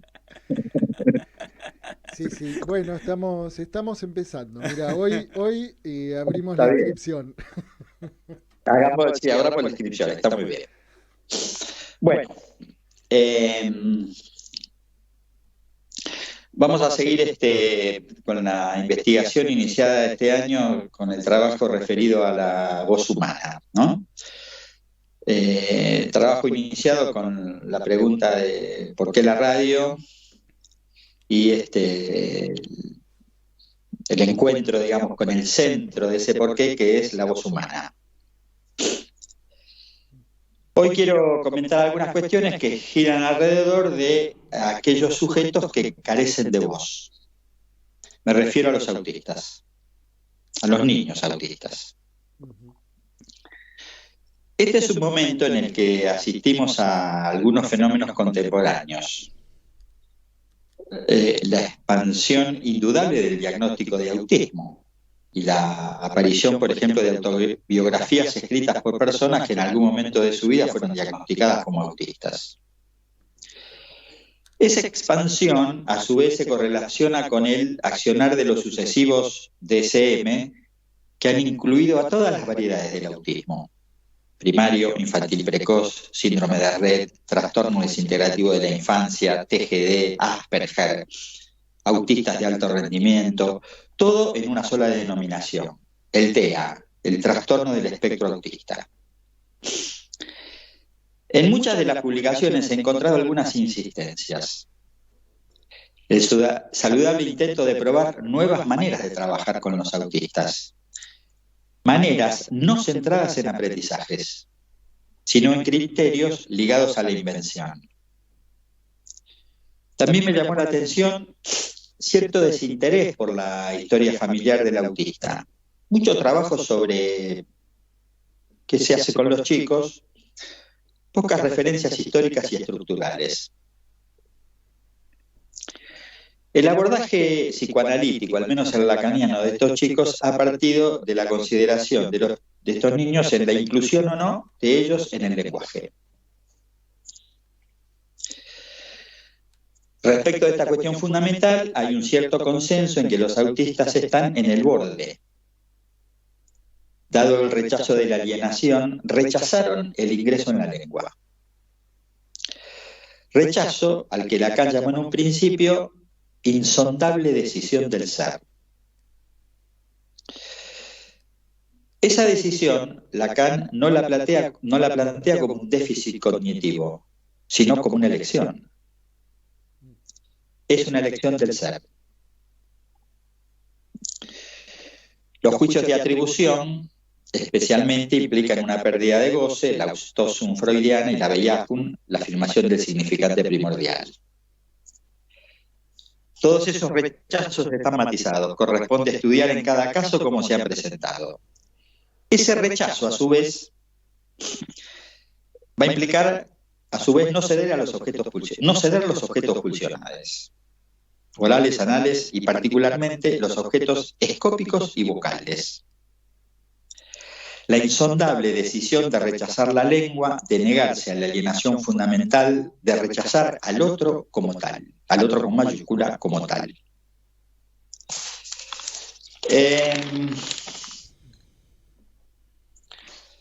Siempre distinguimos la psicosis infantil del autismo, ambas entidades mezcladas a su vez con la debilidad mental. Siempre predominó entre nosotros la idea del autismo por fuera de la psicosis. Polo, estado, tiempo, estructura, posición subjetiva. En fin, distintos modos de nombrar al autismo por fuera, al autismo como ex. Cuestión central en este caso específico del autismo es la no existencia de desencadenamiento. ya que si no lo hay, la clínica discontinuista propia de la psicosis se problematiza. El clásico aleteo, la ausencia del lenguaje hablado, la no enfermedad orgánica en estos pibes, la dificultad para la transferencia, en fin, siempre fueron autistas. Si bien en los relatos de la familia se ha encontrado una buena cantidad de situaciones de desencadenamientos, en general bajo un mismo formato, el formato del susto. A partir de un susto en algún momento de la infancia, casi siempre situado alrededor de los 2 años, o sea, cuando se precipita el habla, los niños cambiaban, se retraían, dejaban de hablar, comenzaban con conductas estereotipadas de las que no regresaban. Bueno, quiero comentar brevemente algunas viñetas respecto de un tratamiento de un chico autista que hice en el Tobar García.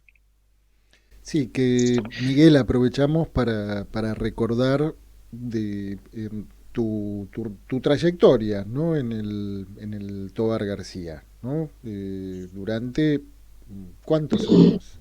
30. 30 años.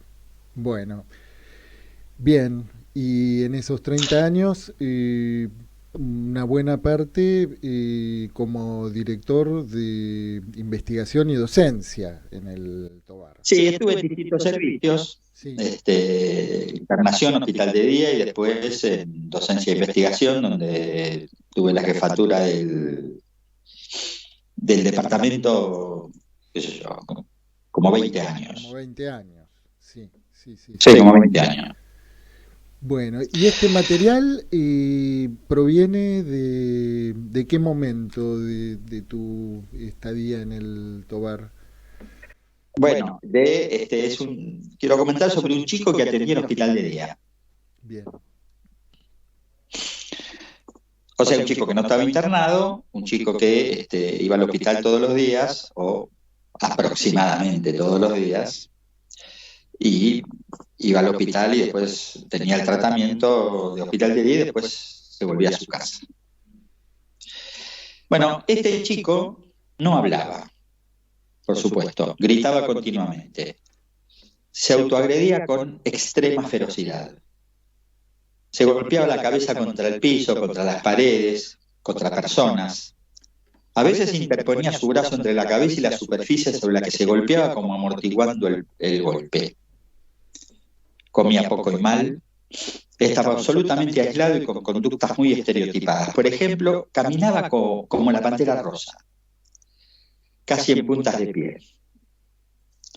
De este pibe se decía que estaba así desde los 2 años. Al momento de la consulta tenía 5 años.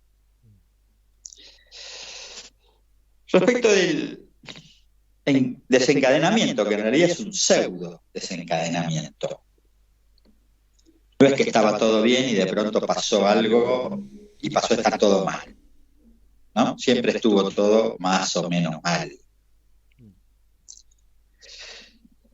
En una oportunidad, este chico a los 2 años miraba con su abuelo materno un partido de fútbol por televisión. El abuelo materno gritó un gol. Este pibe se asustó con ese grito. Dejó de decir las poquitas palabras que estaba comenzando a usar, se encerró armando escenas repetitivas, se golpeaba ante determinados personajes que veía en la televisión, bajaba las persianas y se quedaba quieto en la oscuridad. Comenzó a tener un miedo indeterminado, pero absolutamente persistente respecto de este abuelo que nunca se pudo resolver. Este abuelo, que era el abuelo materno, el padre de la madre, alcohólico, según su hija, la madre de este pibe, de Manuel, la hija decía: mi papá no habla, grita. Él la maltrataba especialmente. Granulosa, tuberculosa, era muy hiriente con ella. A su vez, María, la madre de Manuel, tenía un hermano, una especie de sujeto psicótico. El negrito le decían. En una sesión en la que Manuel hacía rayas en el pizarrón y gritaba, y yo intentaba leer algo en esas rayas y en ese grito, empecé a decir, el nene grita, el grito del nene. De repente me doy cuenta y digo, el negrito. Él me mira y deja de gritar. Entonces, a partir de la voz del otro, exceso supuesto a esa voz, ese susto lo determina para el resto de su vida. El grito, el gol, el negrito aparecen de entrada para definir a este chico. El grito del abuelo muestra un mensaje, es la expresión de una satisfacción, si quieren llamémosla narcisista. Ya desde el grafo de Lacan, la voz no es origen, ni siquiera mítico, ni siquiera origen mítico de la comunicación. La voz es el resto de la operación significante estructural. El piso superior del grafo muestra que la operación de retroacción entre el A y el SA tiene un resto, la voz. El significante a la izquierda, la voz a la derecha. A ese resto Lacan lo llama objeto. Esta dimensión no puede desglosarse en oposiciones diferenciales ni en algún significado, ya que estas oposiciones surgirían justamente de oposiciones significantes. Entonces, a la voz no se le opone el silencio. Por ejemplo, la idea de Lacan es que la voz no es el elemento básico del lenguaje. Su tesis no es fonocéntrica. La voz no es el soporte material del lenguaje, no es presencia en sí. Fíjense, ninguno de los objetos pulsionales se sostiene de oposiciones. Ni el pecho, ni las heces, ni la mirada, ni la voz. Lo que tenemos en este recorte clínico en principio es el peso autoritario de esa voz que en verdad solo expresa una satisfacción pulsional que no se comparte ni se impone al niño, pero que en la historia familiar de este pibe se impone a la madre. La voz insultante de su padre para con ella, voz amenazante y peligrosa. Manuel no recibe ninguna voz que sea amable con él, ni de él. La voz le va a resultar siempre ajena. Que el único que habló con él fue su analista. En resumen, la voz en este caso no se ubica en relación al deseo del otro, sino al goce del otro. Pulsión de radio. Si la pulsión es el montaje por el cual la sexualidad participa de la vida psíquica, un elemento de este montaje de 4 elementos, ¿no? Es el objeto.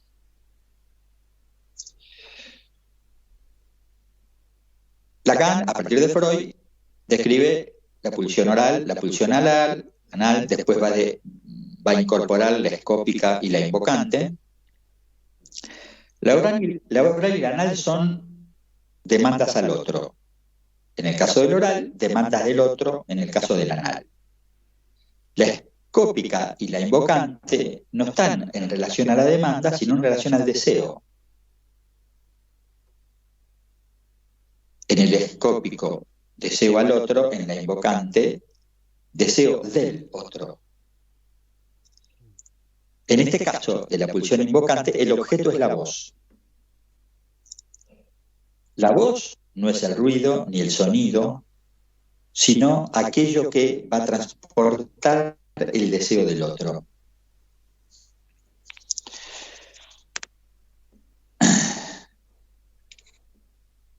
Si lo invocante se sostiene en el deseo del otro, se debe transmitir vía el timbre, el ritmo y la cadencia de los que hablan, o de los que le hablan, en este caso a los chicos. La madre habla a su bebé con palabras, con fonemas. Fonemas que la madre espera que sean repetidos por el niño. Esa espera un corte, en todo caso, entre un fonema y otro, entre un fonema y una palabra, es el tiempo necesario para que el bebé los repita. Entonces, la madre entrega la voz para que esa voz sea incorporada. En estos pibes, lo que vemos es que esto no sucede. Ya, y no es un invento de los psicoanalistas. No alcanza con cuidarlos, alimentarlos, limpiarlos a los niños. ¿Cómo? No, que es un observable clínico, no es un invento. Claro, no alcanza eso con cuidarlos, alimentarlos, limpiarlos. Se les debe hablar. Se les debe hablar. No solo se les debe hablar, sino además esperar que ellos respondan. Me acuerdo siempre me acordé, de un padre de un chico, de otro chico, que interrogado si él a su hijo autista cuando era bebé le hablaba, él, me acuerdo que me contesta todo sorprendido: ¿cómo le voy a hablar si él no me puede contestar? Bueno,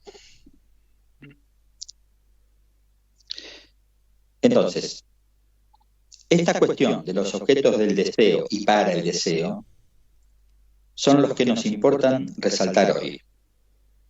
El objeto se alcanza por la vía de una búsqueda del objeto perdido.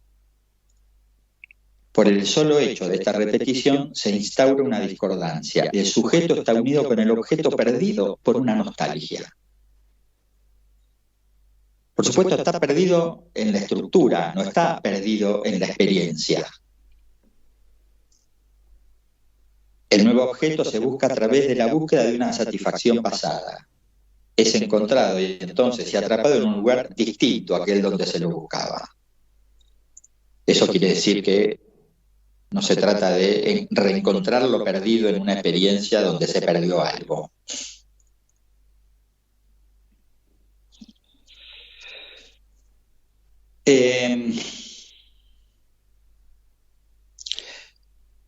Entonces, esta es la situación en la que está Manuel, atormentado por una voz que devino traumática para él.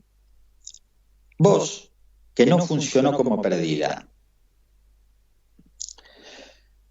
Pero además no funcionó como perdida porque ni él ni la madre tenían un lugar donde alojar lo perdido.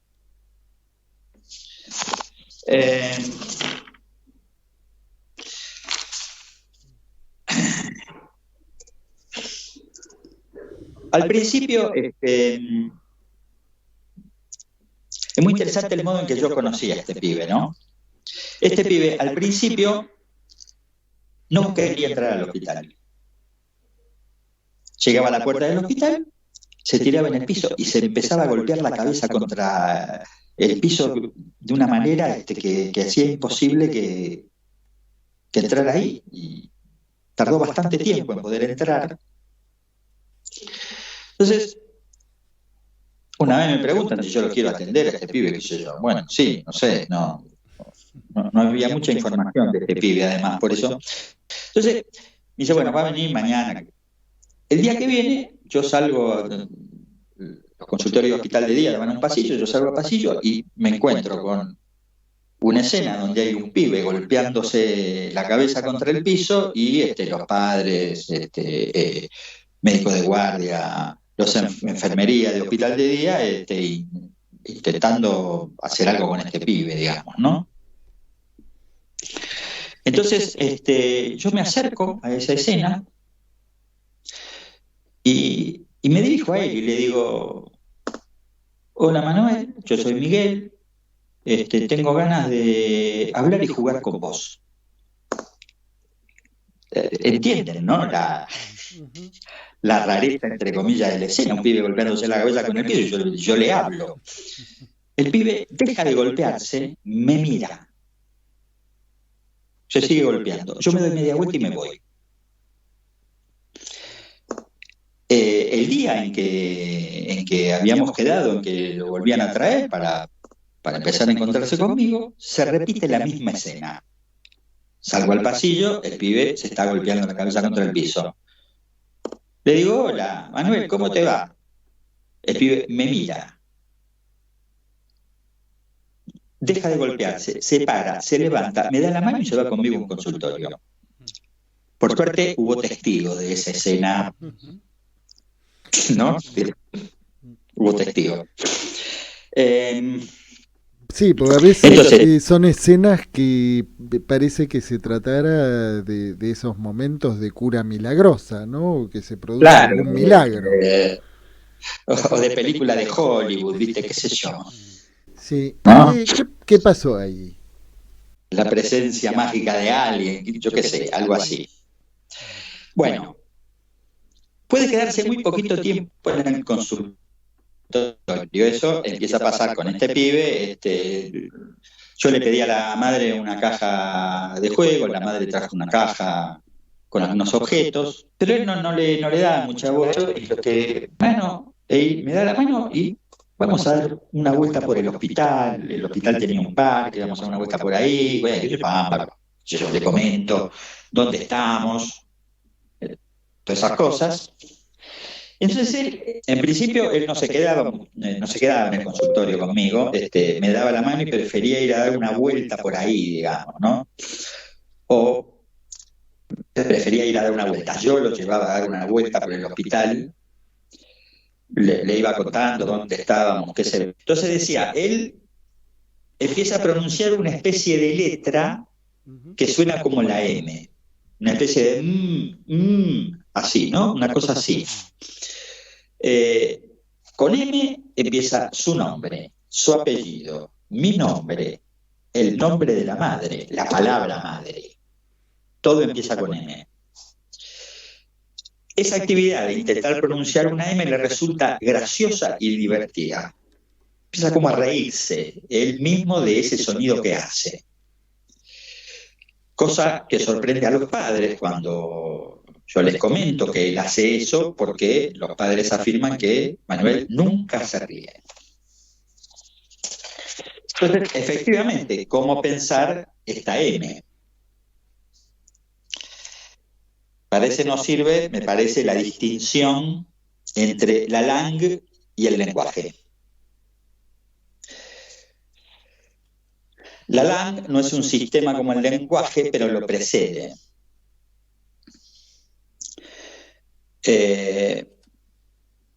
Lacan la define en el Seminario 20 como un integral de equívocos, significantes uno que actúan sobre el cuerpo, produciendo acontecimientos. La langue como núcleo y origen del lenguaje, primera forma de lo simbólico.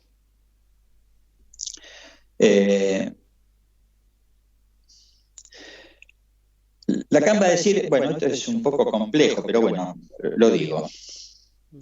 La función de la langue es agujerear lo real, lo que va a permitir alguna forma de anudamiento entre los registros. A ese agujerear, Lacan lo llama de un modo particular, lo llama traumatismo.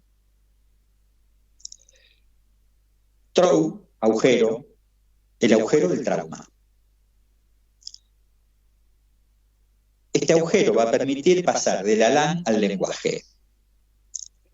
El asunto es que en el autismo ese agujero no se produce. Esto no sucede. Como dice Lacan en la conferencia de Ginebra sobre el síntoma, algo queda congelado. No se produce el encadenamiento entre los S1 y los S2 del lenguaje. Entonces, el murmullo, el balbuceo de Manuel está en esa dirección. El aleo infantil es una forma de entender qué es la langue, que parece un término tan enigmático y esotérico. Respecto del lenguaje hablado, resulta ser que Manuel solo decía algunos fonemas que no coincidían con las palabras que la lengua utiliza para nominar a las cosas a las que se refieren. Por ejemplo, oui era agua, su era azúcar. No decía ni mamá ni papá, tampoco decía no.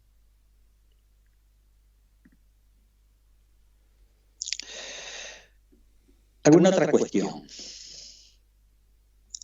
Bueno, Lacan en el seminario 24 se pregunta si el psicoanálisis no es un autismo de a dos.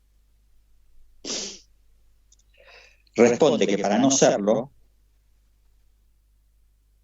para que no sea un autismo de a dos, es necesario una lengua. Fíjense, no es el caso de Manuel. Este chico usaba términos que no eran los de la lengua materna. Esta cuestión de que el supuesto desencadenamiento a los 2 años, cuando el abuelo grita gol y qué sé yo, y entonces este pibe deja de decir lo poco que decía no era la lengua común.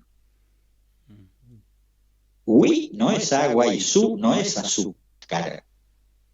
Eso está significado así por los padres.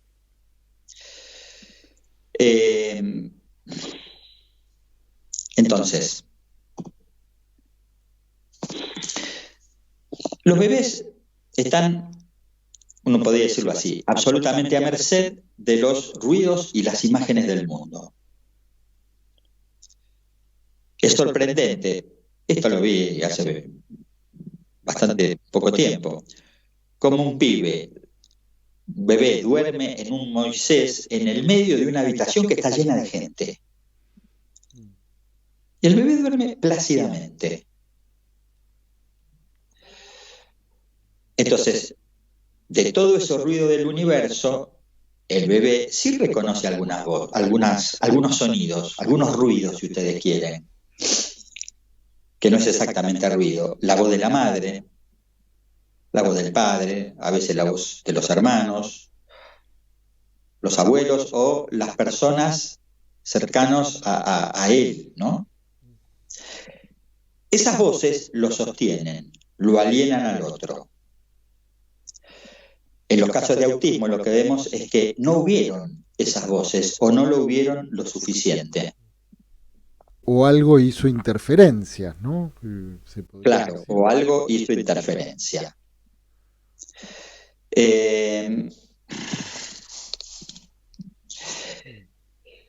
Como dije antes, este chico comía muy poco. Comía milanesa con papas fritas. Y en realidad ese fue el motivo de consulta de este pibe, el trastorno alimentario.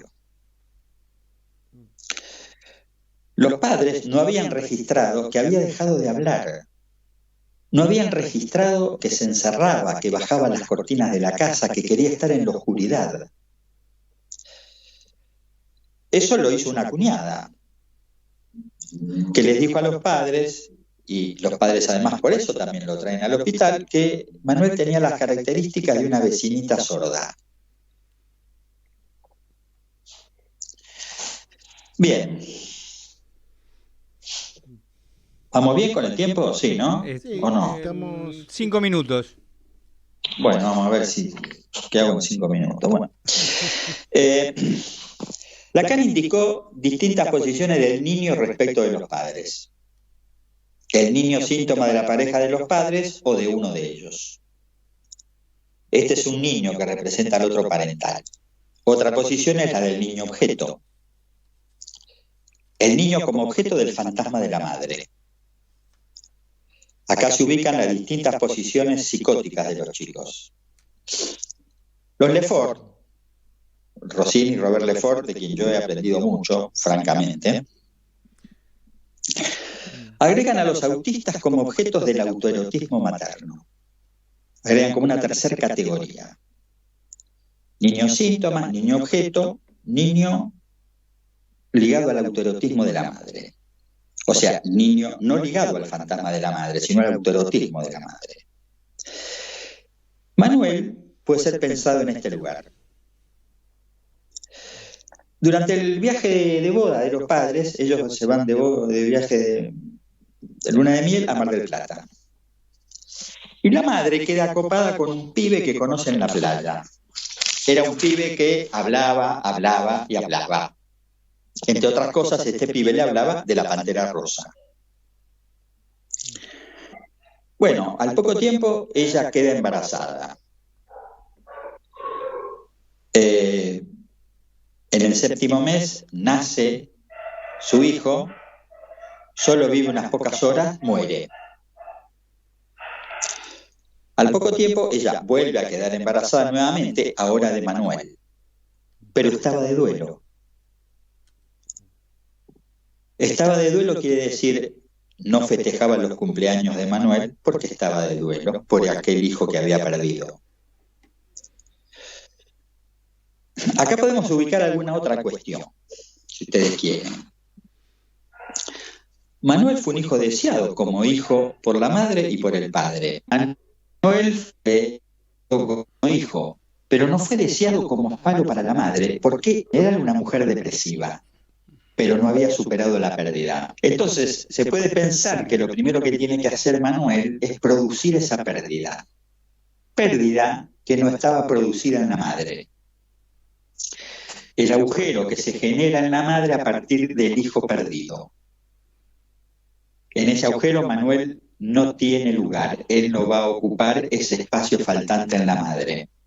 Por lo tanto, quedará fuera de ella, como un objeto sin uso. El lugar de objeto que todo niño tiene para su madre está totalmente rechazado en este caso. Manuel es un objeto fuera del discurso. No se lo observa, no se dan cuenta cuando él deja de hablar, que no comía, que se ocultaba, que nada, que no era ni el hijo perdido y mucho menos el chico de Mar del Plata. Claro, queda ahí el duelo haciendo interferencia, ¿no? Exactamente, pero el duelo no hecho, el duelo patológico. El duelo patológico. Sí, sí. Un duelo que la madre no logra hacer. La sorpresa de los padres cuando este chico se ríe, 5 años, y no tenían registro de que se riera. Bueno, pero aparte, ¿cómo se va a reír si estamos en un velorio? Claro, exactamente. Bueno, tenemos 1 minuto y medio para redondear. O para retomar en el próximo momento trans. Sí. Tenemos algunas interferencias. y se nos va la voz de Miguel. Va la voz de Miguel. En algún momento podemos hacer, a ver si podemos hacer alguna conexión mala, me dice acá. Sí. No seré yo el autista de esta conversación. Bien, Miguel, te proponemos entonces, retomar esto en el próximo momento trans y te esperamos, por supuesto, en el estudio. Así que bueno, me parece que... Sí, porque quedaron ahí algunas anécdotas también para contar. Me parece que que vale la pena. Y vamos, porque ya nos estamos yendo. Tenemos 20 segundos para saludar. Para saludar. Bueno, espera, voy a anotar donde dejé. Está bien. Bien. Bueno, Miguel. Ok, amigos, nos vemos la próxima vez acá en París o donde sea. Muy bien. Bueno, te mandamos un fuerte abrazo y para el próximo momento trans te vamos a ir a buscar, ¿eh? Bueno. Bien. Un abrazo para ustedes. Y hasta el próximo viernes. Aquí, en Pulsión de Radio.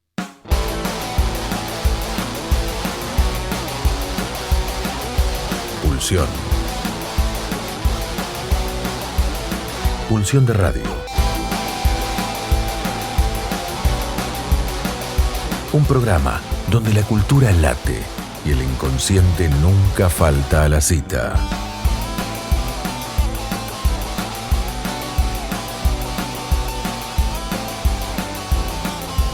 Nos volvemos a encontrar el próximo viernes de 22 a 24, aquí en la RZ.